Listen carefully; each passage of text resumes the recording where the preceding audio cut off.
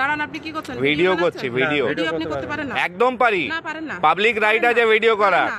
আপনি স্মোকিং এর চালান করতে পারেন না, আপনার অথরিটি নেই ম্যাডাম, আপনার অথরিটি নেই। আপনি আমাকে আইন শেখাবেন না। না না, বন্ধ কেন করবো? আপনারা পাবলিককে বোকা বানাবেন। এবার আমি লাইভ দেব, এবার আমি লাইভ দেব। হ্যাঁ, পারমিশন মানে আপনি কি চালান বানাচ্ছেন আমি দেখবো। আমি তো আপনার ভিডিও করিনি। আপনি যে কোনো ম্যাডাম স্যারকে ডাকুন। আমার কোনো রাইটই নেই এবং উনি লাইভ করছেন, ভিডিও করে লাইভ করছেন। বলছে আপনার কোন রাইট আছে যে আপনি স্মোকিং ফাইন করছেন?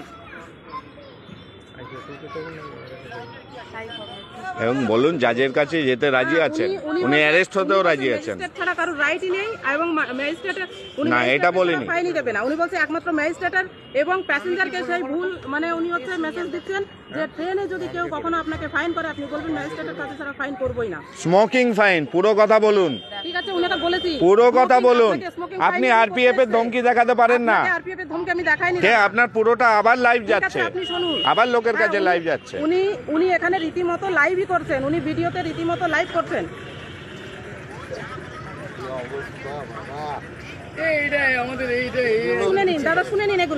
শুনুন না, উনি ওখান থেকে বলছে যা খুশি করে নিক, আপনি ফাইন করেছেন। আমি ফাইন দিতে রাজি আছি, আমি তো ফাইন দিতে অস্বীকার করিনি। আমাকে রুল বুক দিতে হবে একটা ট্রেনের টিসি কিভাবে করতে পারে।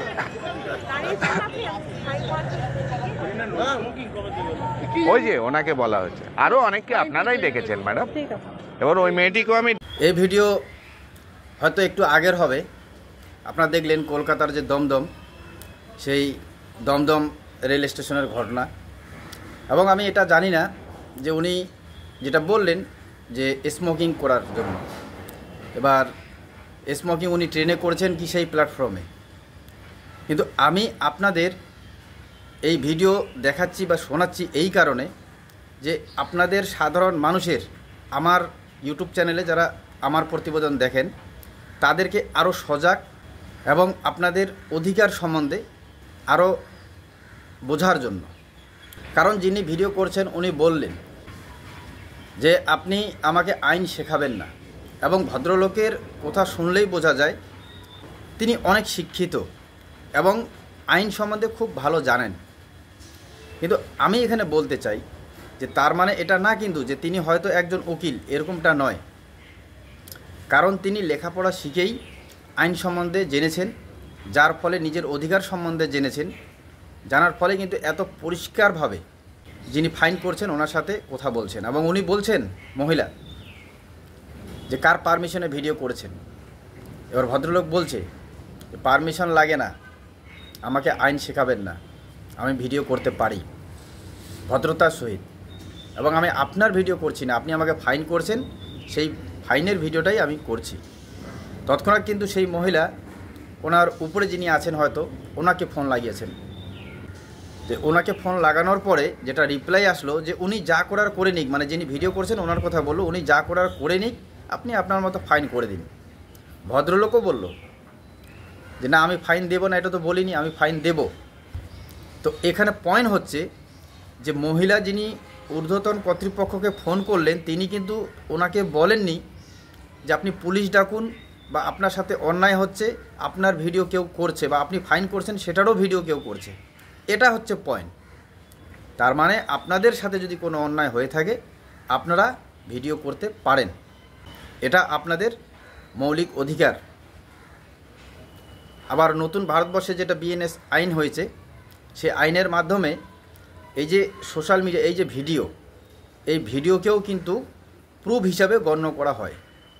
আমরা সাধারণ জনগণ এখন বুঝতে পারছেন, বিশেষ করে আমাদের পশ্চিমবাংলার যে শিক্ষা ব্যবস্থাটাকে কেন ভেঙে ফেলা হচ্ছে।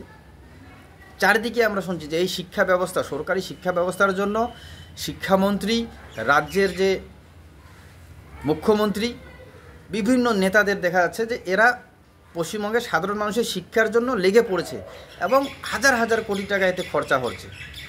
বাচ্চাদের স্কুলমুখী করার জন্য মিড ডে মিল থেকে শুরু করে স্কুল ড্রেস, বই খাতা, কত কি। কিন্তু যেটা মেন দরকার সেটা হচ্ছে আপনাদের শিক্ষা, আপনাদেরকে স্কুলে পড়ানো, সেটা বাদ দিয়ে বাদ বাকি সব চর্চা হচ্ছে। কেন? কারণ আপনারা যদি সুশিক্ষিত হয়ে যান সুশিক্ষিত হয়ে গেলেই আপনারা কিন্তু নিজের অধিকার সম্বন্ধে জানবেন, ভারতের সংবিধান সম্বন্ধে জানবেন, আপনাদের মৌলিক অধিকার সম্বন্ধে জানবেন এবং আপনারা প্রশ্ন করতে শিখবেন। যার জন্যেই পশ্চিমবঙ্গের শিক্ষা ব্যবস্থা, এবং এটা বলাই যেতে পারে শুধু পশ্চিমবঙ্গের শিক্ষা ব্যবস্থা নয়, ভারতবর্ষ তথা বাইরের যে দেশগুলি আছে আপনার সার্চ করলে দেখবেন যে সব দেশেরই একই হাল। সাধারণ লোকের জন্য যে শিক্ষা ব্যবস্থা থাকে সেটিতে কোনো সরকারের গুরুত্ব নেই। কারণ যদি জনগণ 80% জনগণ যদি সুশিক্ষিত হয়ে যায় তাহলে সেখানে সরকারের টিকে থাকা, যদি কোনো কারাপশান করে, কোনো দুর্নীতি করে, আমাদের পশ্চিমবাংলায় যেটা আমরা দেখতে পাচ্ছি, তো সেরকম সরকারের সুশিক্ষিত জনগণের সামনে টিকে থাকা খুবই মুশকিল হবে। তো যার জন্যে আমাদের শুধু সুশিক্ষিত হলেই হবে না, তার সাথে সাথে আমাদের ভারতের সংবিধান, আমাদের দেশের আইন সম্বন্ধে আমাদেরকে জানতে হবে। আপনারা যারা একটু হলো লেখাপড়া জানেন তাদের সময় চলে গেছে আমাদের এই ভবিষ্যৎ প্রজন্মকে কেমন করে শিক্ষিত করা যায় এবং প্রাইভেটে হোক বা সরকারি মাধ্যমকে কি করে আরও গতি বাড়াতে হয়, সেটার জন্য আমাদের জনসাধারণকেই এগিয়ে আসতে হবে। আমাদের চারদিকে নজর রাখতে হবে। আমাদের গ্রামে, আমাদের ব্লকে, সরকারি স্কুলগুলিতে কীভাবে চলছে, কি আসতেছে, পড়াশোনা নিয়ে কতটা ডেভেলপ হচ্ছে, সেগুলির দিকে নজর রাখতে হবে। আপনারা আরেকটু দেখবেন খোঁজ নিয়ে, যেমন 5 থেকে 8, 9 বই অবধি আমরা কিন্তু সংবিধানের 2টি করে পাতা থাকে মৌলিক অধিকার নিয়ে জানার জন্যে। আজ পর্যন্ত আপনারা কেউ জানেন যে সেটি স্কুলে কোনো দিন মাস্টার মশাইরা পড়িয়েছেন? আমিও স্কুল পড়েছি, কিন্তু আমি কোনো দিন মাস্টার মশাইদের পড়ে শোনাতে দেখি নাই যে এখানে সংবিধানের এই পার্ট আছে এবং এটা আপনাদের মৌলিক অধিকারে এই পড়াবে না। কারণ মাস্টারদেরও উপরে ট্রেনিং হয়, স্কুলে কি করে পড়াবেন। তো আমার মনে হয় ট্রেনিং কী হয় সেটা তো বোঝা যাচ্ছে, কিন্তু সেখানে এটা ট্রেনিং নিশ্চয়ই হয় যে সংবিধানের পাতা 2টা পড়া ছাড়া বাদবাকি পড়াতে পারেন। তা না হলে আমরা নিশ্চয়ই জানতাম। আমার এই ভিডিও দেওয়ার শুধু একটাই কারণ যে জনসাধারণ যারা আমার প্রতিবেদন দেখেন তারা এই প্রতিবেদন দেখুন এবং আমাদের ভবিষ্যৎ প্রজন্মকে যেমন করেই হোক সুশিক্ষিত এবং ভারতের সংবিধান দেশের আইন কানুন হিসেবে জানাবো আমরা, এটা যাতে আমাদের প্রতিজ্ঞা থাকে। তবেই কিন্তু আগামী ভবিষ্যৎ খুব পরিষ্কার হবে। তো আমার এই প্রতিবেদন যদি আপনাদের ভালো লেগে থাকে অবশ্যই শেয়ার করবেন। ভালো থাকবেন, ধন্যবাদ।